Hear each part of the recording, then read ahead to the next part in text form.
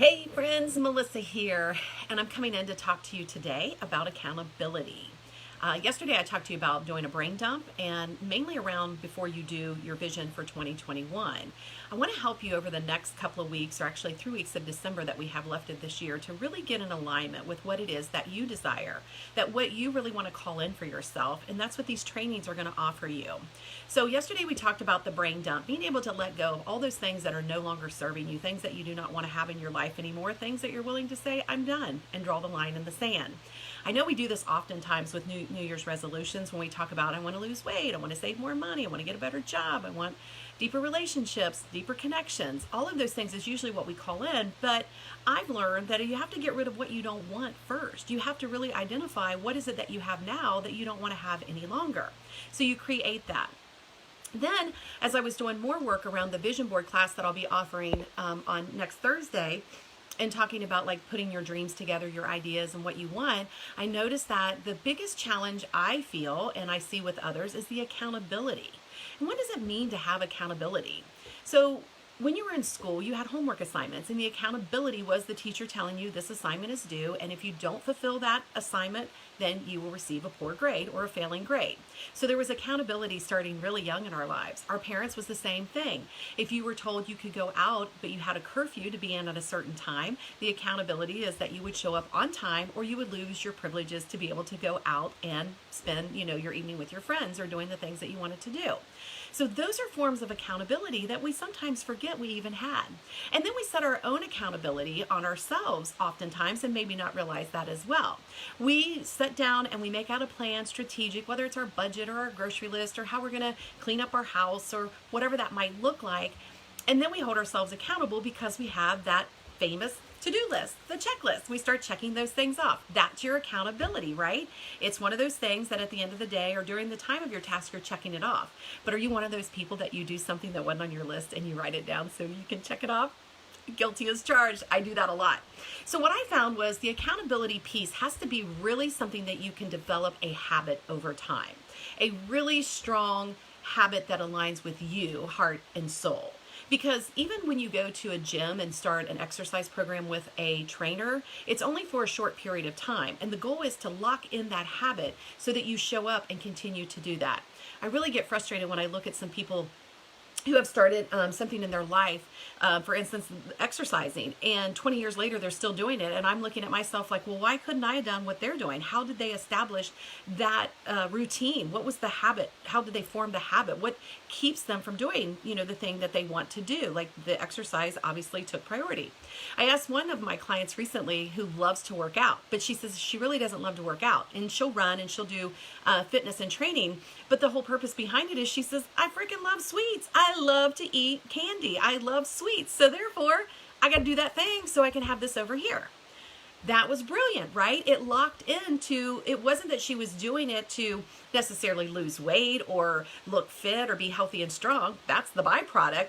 It's she knew that she was going to give herself permission to eat whatever junk food she desired because she's already taking care of her body vessel by doing that type of activity. See my point? So for me, several months ago, my whole thing about going to bed at night, having a nighttime routine, being able to watch, I overcame that challenge was I would look at myself in the mirror and imagine myself being 100 years old as I look now and say, honey, I'm so glad you washed your face and brushed your teeth every night, because that motivates me to think how watching other people age, our parents or our siblings, like it happens almost overnight. And so if I could give myself the inspiration, the accountability, why am I doing this? So that I can still have this youthful look of what I see now in the mirror as I age. And hopefully it's going to I'll age slowly to where now by incorporating the washing my face and brushing my teeth at night, the accountability is I'm going to continue to do that because I tapped in to a deeper reason, another cause, or the connection between why am I doing it and why am I not doing it.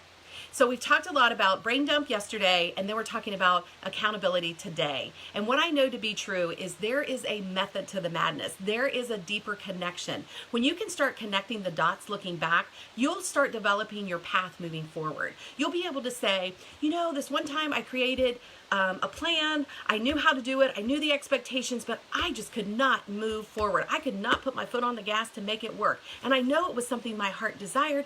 I just didn't follow through with it or fulfill the goal.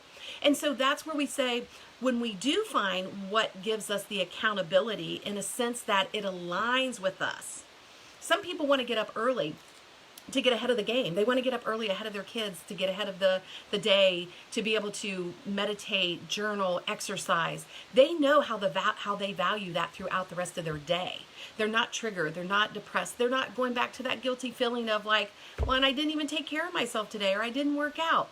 Those are the things that tapping into a 21 day, like they always use the word 21, is how you develop a habit. But you need someone to help you understand why you're doing the things that you're doing. So you can go on a diet for 21 days on your own, eating the right food, but are you developing a true habit? You can plan your meals over the course of 21 days, but is it really developing a habit?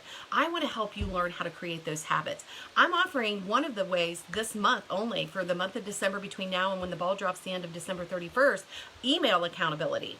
You invest in that and it's $88 and you can email me from now until the end of the year, and I'm going to reply. I'm going to support you. So those big questions, those dreams, those ideas, those perspectives, those just, I don't know what to say or do or how to act or move forward or any of that, that's what you can get in this email program. So just message me if you want to get in on that, because like I said, it's $88. It's between now and the end of the year. You can email me all day long. I'm going to reply to you. We're going to make you start recognizing how you're living your life now. Some of the things you no longer want in your life, the brain dump, and the things that you want to call in your life and why, the deeper meaning of the why, and then how to start getting accountability so that when you master this one area, you're going to be able to create other areas of your life in the same manner. If you're someone who can budget money, you're someone who can lose weight. If you're someone who has really good relationships with your family or friends, you can have a really good work relationship as well. They all tie together. It's that how you do one thing, how you can do all things. You just have to recognize, what am I really good at? How do I really keep myself accountable? How do I do the things that I want to do and I do really well? And I continue to build upon those. That's what we're going to help you do.